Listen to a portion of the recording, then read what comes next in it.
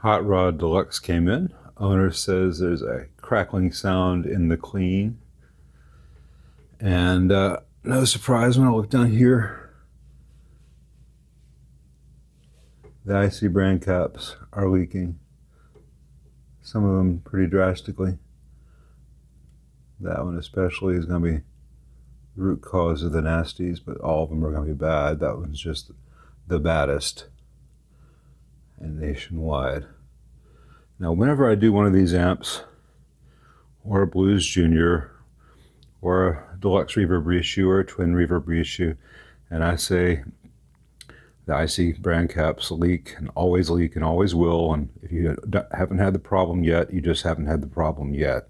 Someone always posts, I've had this thing, I've been playing this for 10 years, I love it, never had a day's worth of problems.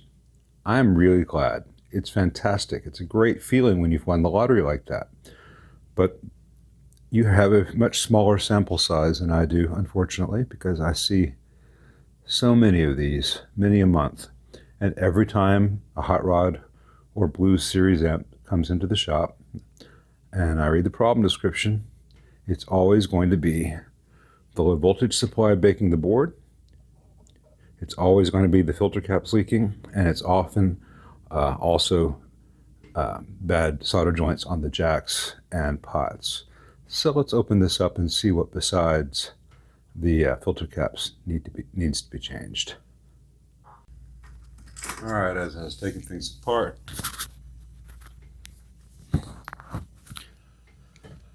I noticed a lot of broken solder joints on the tube sockets. Here's one. You can see that little ring around it.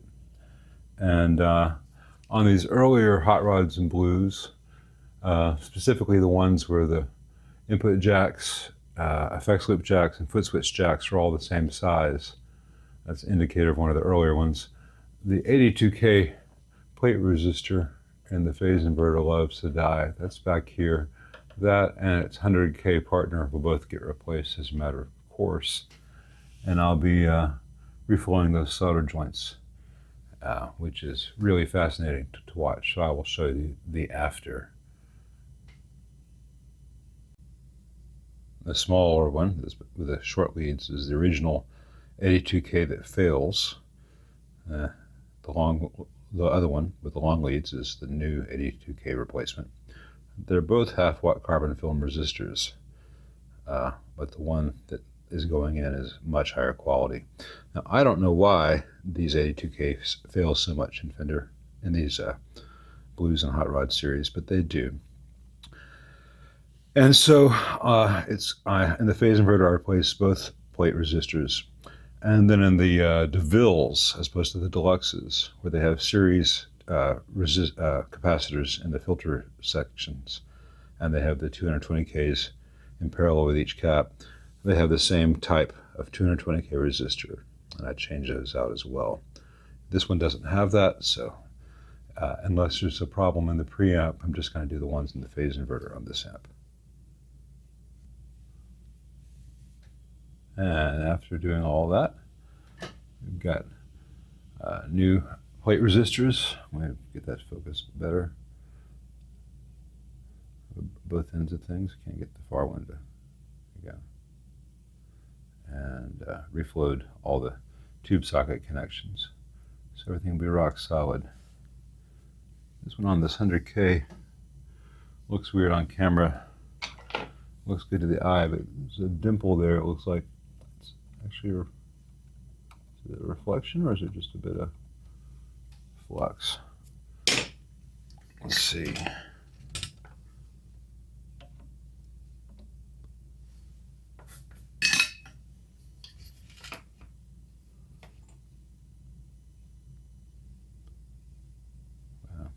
Got a little excess. I'll clean that up. But on to other stuff. All right, broken solder joints all over the send return jacks and the foot switch jack. Some iffy solder joints throughout.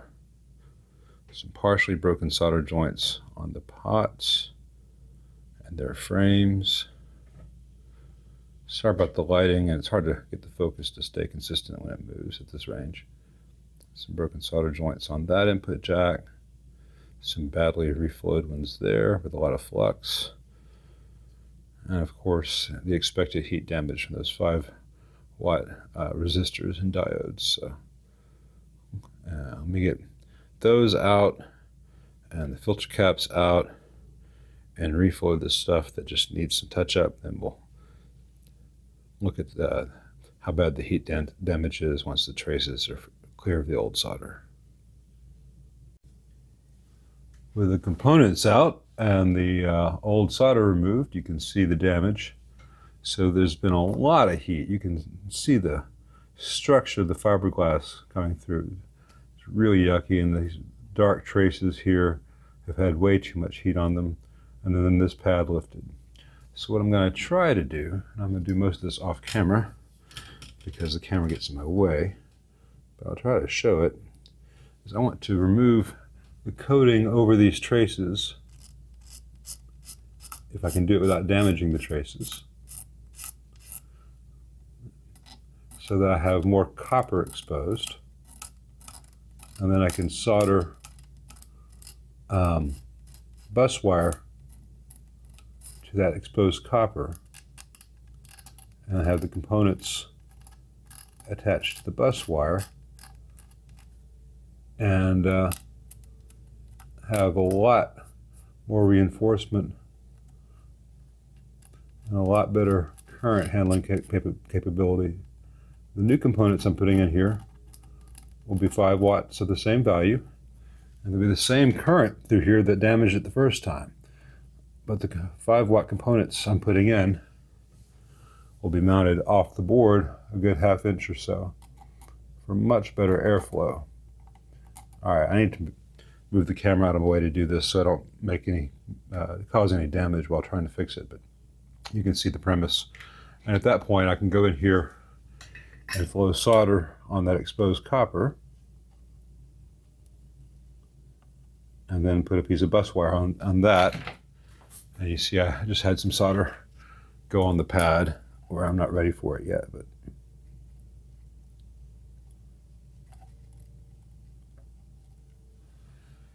anyway, this is how I will undo the worst of this damage. On some of these, it has been so bad that I've had to put terminal strips mounted to the chassis, between the chassis and the bottom of the board, and move those components there and have wires going to the board. So it's fixable. But all this would have been unnecessary if Fender had used components, either used components mounted off the board for better airflow, or gone to a very different low voltage supply design that would not have been such a clumsy way to do it that involves so much damn heat, because it's the Achilles heel of every hot rod and blues, Deluxe, and DeVille ever made. All right, all but one resistor is done over here to the left, but this is the crucial stuff to show. Is it beautiful? No. Is it solid? Yes. Everything's been reinforced with bus wire and the leads and good solder connections. All reflowed there. You can see the new filter caps in place with some silicone, as I showed in the Blues Junior video. And crucially,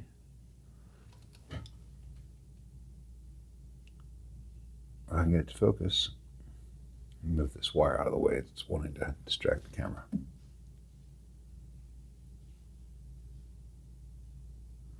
Well, I can't get the focus right. The new 5-watt components are mounted off the board for some airflow. The longer the lead is, the more heat dissipates through the lead. So the body can get warm, but that heat is not translated to the connection at the pad. So by getting the body of those resistors and diodes off the board with some airflow and leaving a bit of longer lead there, it will keep the thing from burning again. And if those components have been placed originally by people intentionally mounting them off the board rather than a robot just placing them right against the board, that failure would never have happened. So we replace one more resistor and clean all the pots and put it back, and we'll see how the tubes are and where the bias is at and all that fun stuff. All right, set the bias. Found one bad, as in no output preamp tube. Popped in a JJ, and the amp is sounding as it ought.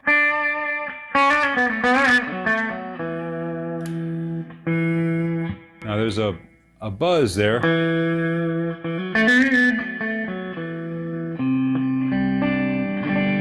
And that could be the speaker being loose. Those screws do come loose. You probably need to tighten up the baffle. And right now the entire chassis is vibrating. But I don't think that's the cause, so.